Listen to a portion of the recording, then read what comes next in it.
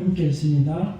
아버지께서 나를 사랑하신 것 같이 나도 너희를 사랑하였으니 나의 사랑 안에 거하라. 내가 아버지의 계명을 지켜 그의 사랑 안에 거하는 것 같이 너희도 내 계명을 지키면 내 사랑 안에 거하리라. 내가 이것을 너희에게 이르면 내 기쁨이 너희 안에 있어 너희 기쁨을 충만하게 하려 함이라. 내 계명은 곧 내가 너희를 사랑하는 것 같이 너희도 서로 사랑하라 하는 이것이니라. 아멘. 할렐루야. 송구영신역에 오신 여러분 환영합니다. 희망찬 새해가 밝았습니다. 저는 2022년도 교회 목회 방향을 놓고 기도하는데 하나님께서 또 작년과 같은 말씀을 주신 것 같아요. 나의 사랑 안에 거하라. 작년 초 1월달 신년 예배 때 주님의 계명이라는 제목으로 동일한 본문으로 말씀을 나누었어요. 그리고 3주 동안 이 본문 말씀을 가지고 제가 말씀을 나누었던 것을 보았습니다.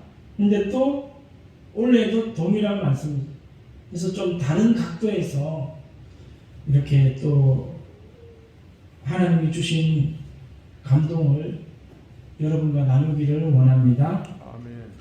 여러분 2022년 한 해 동안 주님의 사랑 안에 온전히 거하게 되기를 주의 이름으로 축복합니다. 저는 이런 생각을 해봤습니다. 주님의 사랑 안에 삶이 있다면 주님의 사랑 밖의 삶도 있다. 주님의 사랑은 주님의 보살핌, 주님의 사랑의 손길, 주님의 인도, 주님의 양육 등 우리를 향한 베푸시는 모든 은혜를 말씀하고 있습니다. 주님의 사랑 안에 거한다는 말은 요한복음 15장 19절 말씀처럼 주님 편에 속한다라는 뜻입니다. 너희가 세상에 속하였으면 세상이 자기의 것을 사랑할 것이나 너희는 세상에 속한 자가 아니요 도리어 내가 너희를 세상에서 택하였기 때문에 세상이 너희를 미워하느니라. 우리는 지금 하나님 편에 속해 있다라는 거예요. 근데 많은 사람들이 하나님의 품에 끝까지 속하지 않고 하나님을 떠나는 사람들이 많음을 볼 수가 있어요. 주님은 우리가 세상 길로 가지 말고 주님의 사랑 안에 머물기를 간절히 원하고 계십니다. 우리가 진정한 주님의 사랑을 깨닫지 못하거나 믿지를 못한다면 결국은 주님의 품을 떠날 것입니다. 그래서 예수님 당시로부터 주님을 배반하고 주님을 떠나는 제자들도 있었음을 우리가 볼 수가 있습니다. 그래서 주님은 십자가에 달려 사명을 완수하기 전 제자들에게 마지막 유언과도 같은 당부를 하고 계십니다. 그 말씀이 뭐냐면 아버지께서 나를 사랑하신 것 같이 나도 너희를 사랑하였으니 나의 사랑 안에 거하라. 나의 사랑 안에 거하라. 여러분 많은 사람들이 주님을 떠났다가 결국은 많은 손해를 당하고 고통을 당하고 돌아오는 경우를 많이 볼 수가 있습니다. 여러분 교회 다니면서도 이 주님의 사랑을 모르고 신앙생활하는 분들이 많아요. 정말 뜨거운 주님의 사랑을 경험한다라면 결코 주님을 떠날 수가 없어요. 다른 모든 어떤 핑계도 이유가 되지 않아요. 진짜로 하나님을 만나고 주의 사랑을 경험한 사람은 좀 가장된 말로 죽었다 깨어나도 주님이 떠날 수가 없어요. 그런데 왜 떠나는가? 그냥 형식적으로 아니면 그냥 경험을 통하지 않고 피상적으로 주님을 알고 교회 생활을 했기 때문에 조금만 힘들고 조금만 그렇게 어려워지면 주님을 떠나는 거예요. 그러나 주님께서 우리를 위해서 생명까지 아낌없이 내어주신 그 사랑을 우리가 경험하게 된다면 우리는 주님을 떠나지 않는다는 거예요. 이 요한복음 15장 1절부터 나오는 나는 포도나무요 너희는 가지다라는 비유에서 너희가 나를 떠나서는 아무것도 할 수가 없느니라, 이 말씀을 반드시 기억하기를 주의 이름으로 축복합니다. 아멘. 우리가 주님을 떠나서 뭔가 할 수 있을 것 같은데 못해. 아무것도 못해. 부모님의 품을 떠나가지고 가출하는 소년, 소녀들이 뭔가 할 수 있을 것 같죠. 세상에게 먹잇감이 되고 오히려 정말 더 고통 속에 살아가는 가출 소년, 소녀들을 많이 보잖아요. 우리가 주님을 떠나면 그 모습과 같이 된다는 거예요. 누가복음 15장에 보면 한 아들이 부자인 아버지를 졸라가지고 살아생전에 자기 분깃을 달라고 하는 거예요. 그래서 그 분깃을 받아가지고 먼 나라로 가서 이제 마음껏 자유를 즐기면서 쾌락을 즐기며 살아가기를 원했다는 거예요. 근데 얼마 가지 못해서 흉년이 들어서 가진 돈을 다 잃어버리고 이 돼지가 먹는 이 지엽 열매도 못 구해가지고 굶주리게 되는 거예요.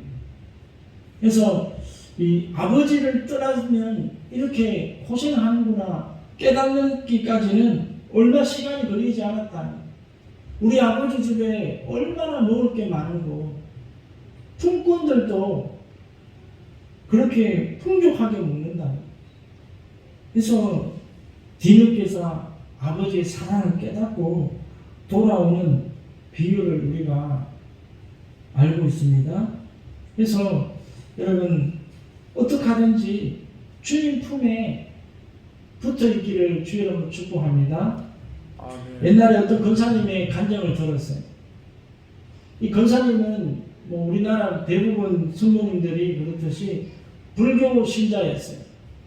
그래서 날마다 절에 가서 공양도 하고 또 일천번제도 일천배 절도 하고 그렇게 엄청난 헌신과 노력으로 그렇게 절을 다녔는데 이상하게 마음이 기쁘지 않고 또 삶의 풍파가 끊어지지 않는 거예요. 그래서 좀 회의가 들었는데 어느 날 이웃의 자매가 찾아와가지고 전도를 했다.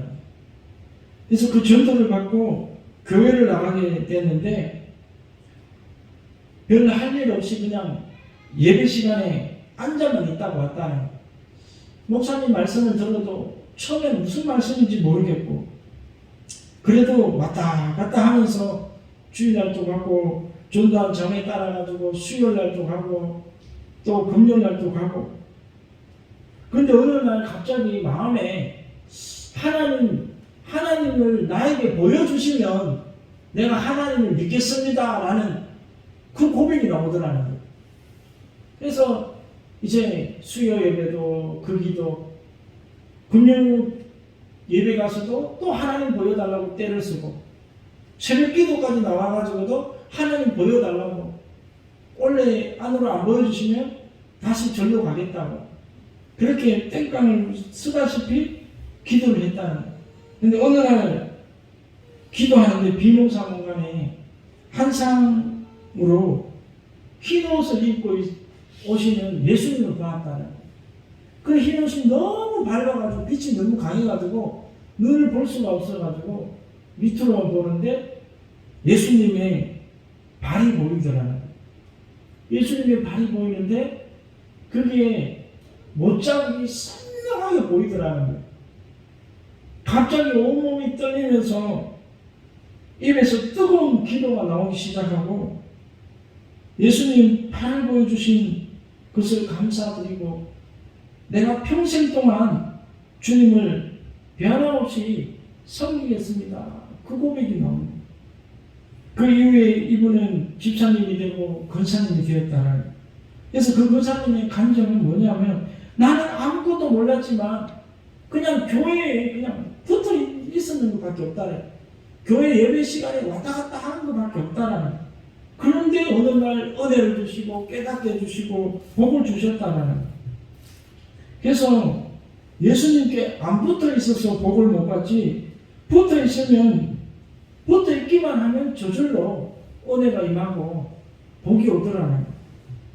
여러분, 우리가 신앙생활을 하다 보면요, 하나님 은혜 주실 때가 있어요. 새벽 기도도 그래요. 새벽 기도 매일 주님 만나 주시진 않아요. 근데 어느 날 갑자기 폭포수와 같은 강물 같은 은혜를 부어 주실 때가 있어요. 저는 그 맛에 새벽 기도를 하는 것 같아요.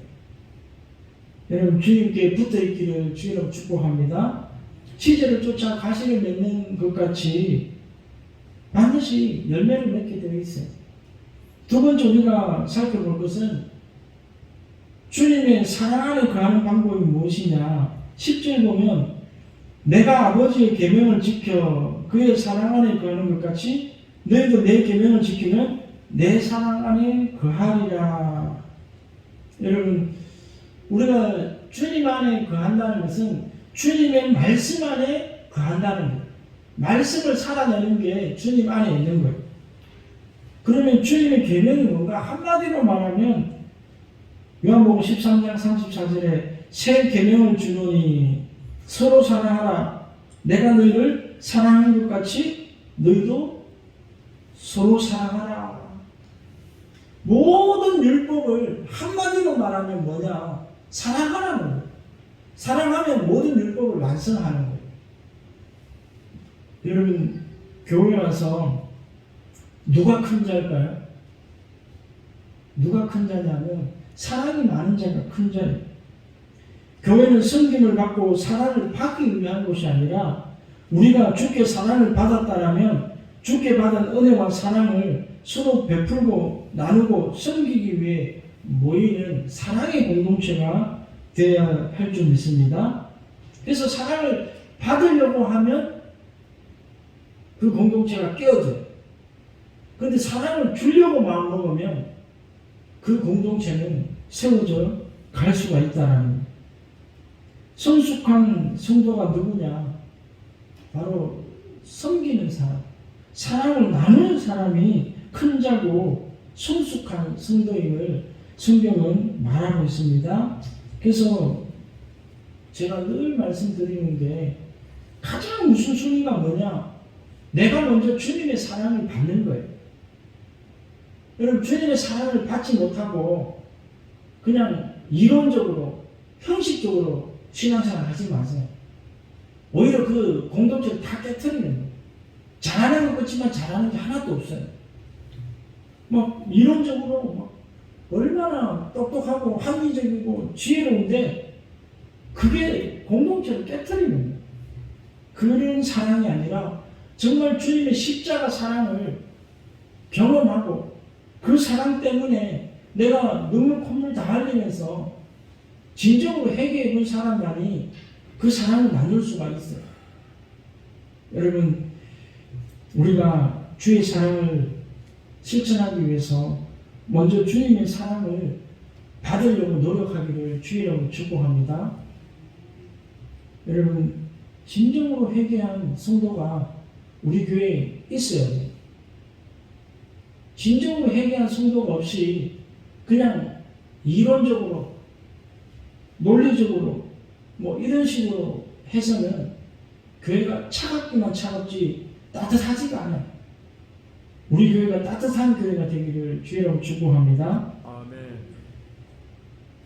저는 가끔 가다가 제가 가장 보람 있을 때가 언제냐면 제 설교가 참 학적이진 않잖아요. 근데 가끔 가다가 한 번씩 그런 이야기를 들어요. 목사님 설교 때문에 제 인생이 바뀌었습니다. 제 방향이 바뀌었습니다라는 예전에 그런 자매의 고백을 들어본 적이 있는데 그럴 때 참 뿌듯하더라고요. 일본의 어떤 목사님은 평생 한 명도 전도 못했는데 어느 날 그 교회에 폐병 청년이 한 명 들어왔다라는 거예요. 얼마나 이거 개척교회 귀하겠어요. 몇십 년 동안 딱 한 명이 들어가요. 근데 그 형제가 폐병 같이 밥을 먹는데 피를 막 토하는 거예요. 쫓아내야 되는지 품어야 되는지 고민을 하다가 성령께서 품으라고 해서 그 청년을 품었는데 일본을 변화시킨 그 목사님이 되었다라는. 그분은 단지 한 명밖에 목회를 못했는데 그분의 제자에 의해서 수만 명이 하나님께 돌아왔다 그러더라고요. 여러분, 숫자가 중요한 게 아니라 정말 한 명을 품고 기도하는 것이 먼저인 줄 믿습니다. 그래서 끝까지 사랑하고 저와 여러분이 그런 성도가 되기를 주 여러분을 축복합니다. 마지막으로 우리가 주님의 사랑 안에 거하며 사랑을 실천하며 살아갈 때 어떤 열매가 있는가? 저는 이 말씀이 가장 중요하다고 봐요. 11절 우리 한번 같이 읽어보겠습니다. 11절 내가 이것을 너에게 이름은 내 기쁨이 너희 안에 있어 너희 기쁨을 충만하게 하려 함이라. 여러분 기쁘십니까? 네. 마음에 기쁨이 있냐는 거예요. 제가 이 교회에 와서 한 1년 지났는데 얼굴이 밝은 분을 몇 분 못 봤어요. 좀 죄송한 고백이지만 정말 얼굴이 그 뭐랄까 동지 섰다 꽃 본 듯이 환하게 없는 해맑은 그런 성도가 많아요. 나이가 들어도요 소녀같이 16 소녀같이 마음이 순수한 권사님들이 많아요. 왜 그런가 봤더니 주님이 주시는 기쁨이 있는 거예요. 세상이 주지 않는 뭐 가진 것도 없는 것 같은데 그분은 날마다 기뻐요. 이게 신앙 승리의 비결이라는. 우리 마음속에 이 기쁨이 없으면요 신앙생활 헛하는 거예요. 기도를 하루에 3시간씩 해요. 봉사도 많이 해요. 근데 얼굴이 기쁨이 아니라 해맑은 얼굴이 아니라 완전 막 그냥 방금 싸우다 나온 그런 흉악한 얼굴을 하고 있다라면 잘못된 신앙이에요. 바꿔야 된다. 여러분 정말 마음속에서 터져나오는 그 기쁨으로 우리가 봉사를 하고 섬겨야 되는 거예요. 마지못해서 그렇게 하면 안 돼요. 저도 한 달 이상 제가 기도한 기도 제목이 있어요. 왠지 모르게 막 마음이 답답하고 눌리고 막 힘든 거예요. 1년 동안 내가 목회를 잘못했지는 않은가, 한 게 뭐가 있나 막 회의가 들기도 하고, 그래서 막 너무 마음이 힘든 거예요. 그래서 하나님 앞에 하나님 잠언서 말씀을 가지고 무릇 지킬 마음을 하는 것보다 내 마음을 힘써 지키라고 했는데 하나님 제 마음을 지켜주십시오. 내 마음을 주님의 마음으로 지켜주시고 기쁨의 마음으로 지켜주십시오. 그 기도를 한 달 내도록 다른 기도 안 했어요.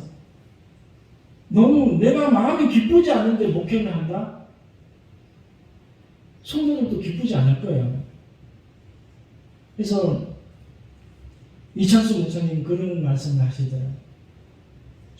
목회자는 울분이 없어야 된다. 그런데 목회자에게 울분을 갖도록 마귀는 계속 역사한다는 거예요. 성도들을 통해서, 환경을 통해서. 그래서 울분, 분노잖아요.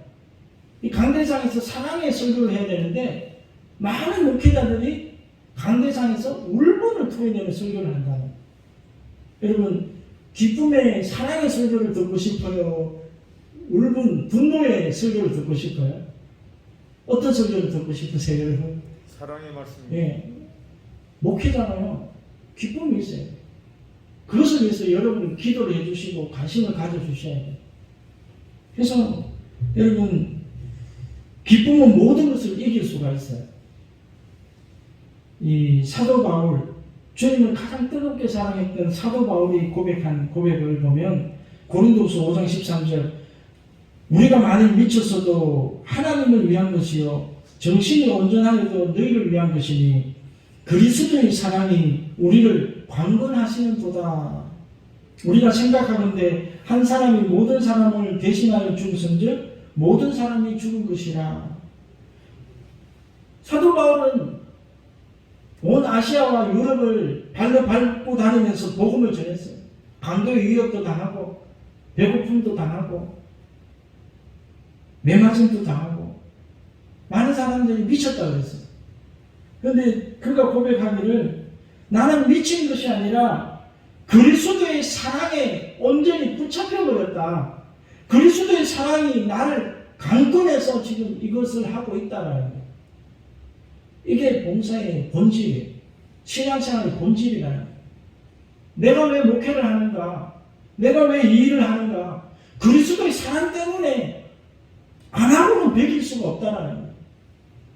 그리스도의 사랑이 너무 나를 강권함으로 내가 이 길을 가지 않을 수가 없다라는 거예요. 이게 신앙의 본질이 되어야 되잖아요.